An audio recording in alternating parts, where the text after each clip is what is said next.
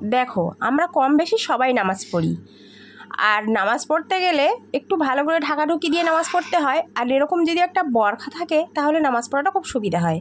তো আমি নিজে হাতেই বরখাটা বানিয়েছিলাম। যেমন বড় ঘের তেমন আরাম।